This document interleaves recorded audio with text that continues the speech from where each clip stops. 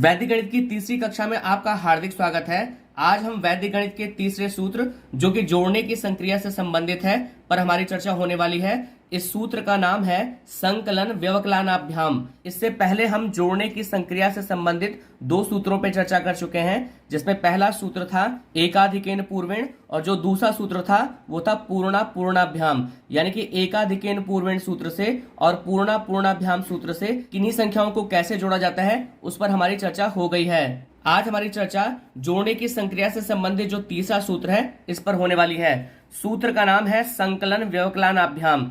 चलिए पहले चर्चा कर लेते हैं कि इस सूत्र का अर्थ क्या होता है। तो देखिए, जो संकलन व्यवकलनाभ्याम सूत्र है वो दो शब्दों से मिलकर बना है। इसमें पहला होता है संकलन और दूसरा होता है व्यवकलन। तो संस्कृत में संकलन का मतलब होता है जोड़ना और व्यवकलन का मतलब होता है घटाना। तो इस सूत्र का जो कंप्लीट अर्थ हुआ संकलन व्यवकलनाभ्याम का कि जोड़ने व घटाने से। देखिए, आप सवाल करने वाले हैं जोड़ के, लेकिन इस सूत्र में कहा गया है जोड़ने व घटाने से। यानी कि आप जानने वाले हैं कि जोड़ संबंधी सवालों को हल करने के लिए आपको घटाने की संक्रिया भी उपयोग में लानी पड़ सकती है। तो आप एक नई तरह की चीज समझने वाले हैं। तो आप इस सूत्र के आधार पर जो हम उदाहरण देने वाले हैं उनकी पूरी व्याख्या जरूर देखिएगा। अब देखिए, मैंने इस सूत्र के दो उद्देश्य लिखे हैं, आप इसे भी समझ लीजिए। इस सूत्र का जो पहला उद्देश्य है वो ये है कि इस विधि में हम पूरी संख्याओं तक पहुंचते हैं ताकि हमारी गणना आसान हो जाए। देखिए, जब आप इस सूत्र की सहायता से संख्याओं को जोड़ेंगे तो आपको हर एक संख्या को सोचने का मौका मिलेगा। आपको हर एक संख्या के बारे में सोचना पड़ेगा, आप उसके विस्तार के रूप को समझ पाएंगे। आगे क्वेश्चंस आएंगे तो आप इस बात को अच्छे से समझ जाएंगे। इसमें जो दूसरा उद्देश्य है वो ये है कि किसी संख्या के दो या अधिक संख्याओं के रूप में कल्पना करना और उसे अलग अलग करना ताकि पूरी गणना आसान हो जाए। देखिए, इस सूत्र की सहायता से जब हम संख्याओं को जोड़ेंगे तो हम संख्याओं को उसके विस्तारित रूप में भी लिखेंगे ताकि जो हमारी गणना है वो आसान हो जाए। तो ये दो मुख्य उद्देश्य हुए। इस सूत्र से सवालों को हल करने से पहले एक महत्वपूर्ण बात मुझे और बतानी है आपको, वो आप समझ लीजिए कि जो पिछला सूत्र था पूर्णा पूर्णाभ्याम, एक बार मैं उसके एक छोटे से एग्जांपल की चर्चा करता हूं फिर आगे बढ़ता हूं।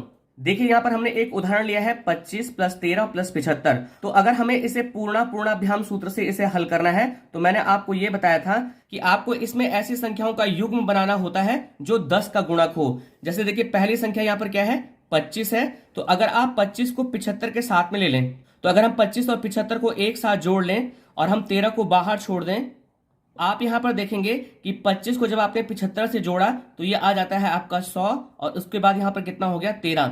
तो ये जो पहली संख्या आई है वो 10 का गुणक है, यानी कि 10 का मल्टीपल है। और अब आपका जोड़ बहुत आसान हो जाता है कि 100 में जब आप 13 जोड़ेंगे तो ये कितना आ गया, 113। जब आप 25 में 13 जोड़ते, जो भी आता उसमें 75 जोड़ते, तो ये जोड़ जो होता वो थोड़ा सा आपका लेंथी होता और थोड़ा सा कठिन होता।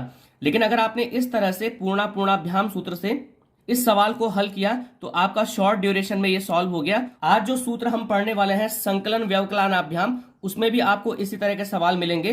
लेकिन उसमें होगा क्या कि जैसे मैं आपको एक उदाहरण दूं कि मेरे पास एक सवाल है 74। तो अगर आप इनका युग्म बनाएं, अगर आप इनको जोड़ें तो इनका जो जोड़ होगा वो 10 का गुणक नहीं होगा, क्योंकि जब आप इसको जोड़ेंगे तो देखिए 9 4 13 हो जाएगा, 13 को 3 हो गया हासिल 1, 6 6 12 और 1 13, 13 और 1 कितना हो गया, 14। ये आएगा, इसका जोड़ 143 आएगा। तो देखिए, इन संख्याओं का जो जोड़ था वो 10 का गुणक नहीं था, तो हम इसका युग्म नहीं बना पाएंगे। तो संकलन व्यवकलनाभ्याम में आपको इसी तरह के सवाल मिलेंगे, लेकिन आपको करना क्या होगा कि इन संख्याओं को इस तरह से तोड़ना होगा कि जो टूटे हुए हिस्से आएंगे आप उसका एक युग्म बनाएं और वो जो युग्म हो वो 10 का गुणक हो। यानी कि वो 10 हो सकता है, 20 हो सकता है, 30 हो सकता है, 40 हो सकता है, कुछ भी हो सकता है।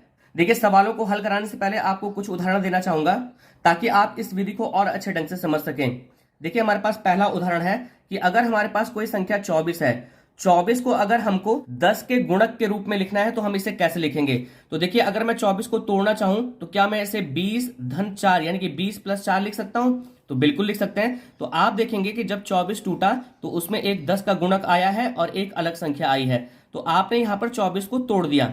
इसी टाइप से अगर मैं आपको एक दूसरी संख्या दूं, मेरे पास एक संख्या है 543। अब इस 543 को कैसे लिखा जा सकता है? इसको हम यहां पर दो तरीके से लिख सकते हैं। एक तरीका तो हमारा ये है कि हम इसे लिख दें 500 और धन कितना लिख दें हमने, 43। तो आप देखेंगे ये 10 का गुणक आ गया और एक संख्या इधर आ गई आपकी। इसको अगर आप और तोड़ना चाहें तो इसे आप 500 धन 40 और धन 3 भी लिख सकते हैं। इसी तरह से अगर हमको 543 को दूसरी तरीके से लिखना हो तो आप इसे 550 और -7 भी लिख सकते हैं। तो इसमें जो पहली संख्या है वो भी 10 का गुणक है और एक संख्या आपके साथ यहां पर आ गई। तो देखिए जो हमारा सूत्र था जोड़ने व घटाने से संकलन व्यवकलनाभ्याम, इसमें जोड़ने व घटाने दोनों का कॉन्सेप्ट आ रहा है। तो आपने यहां पर देखा कि जब हमने 24 को ब्रेक किया तो ये दो संख्याओं का जोड़ था, लेकिन जब हमने 543 को तोड़ा तो हम यहां पर देखते हैं कि इसे आप घटाने के रूप में भी रिप्रेजेंट कर सकते हैं और जोड़ने के रूप में भी प्रेजेंट कर सकते हैं। तो इस तरह के जो सवाल हम हल करने वाले हैं, इसमें सबसे अच्छी बात यह है कि आप खुद तय कर सकते हैं कि आपको संख्याओं को किस तरह से तोड़ना है। चलिए ज्यादा समय नहीं लेते हैं, अब मुख्य सवाल पर आते हैं। जैसे हमारा पहला ही सवाल था जो मैं आपको उदाहरण दे रहा था कि अगर आपको 74 में 69 जोड़ना है तो 74 में 69 जोड़ना थोड़ा सा जटिल हो जाएगा, हम इसे और आसान बना सकते हैं। अगर आपको इसे और आसान बनाना है तो देखिए हम इसे तोड़ के क्या इस तरह से लिख सकते हैं, 70 धन 4 और 69 को क्या हम 70 ऋण 1 लिख सकते हैं? तो बिल्कुल लिख सकते हैं। तो आप ये देख रहे होंगे कि ये था तो जोड़ का सवाल, लेकिन इसमें घटाने की संक्रिया भी आ गई।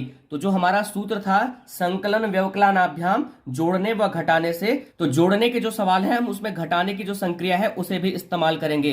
अब आप यहां पर देख सकते हैं कि 70 70 का एक युग्म बन जाएगा, 70 70 आप एक साथ लिख लीजिए और उसके बाद आप यहां पर 4 ऋण 1 लिख सकते हैं।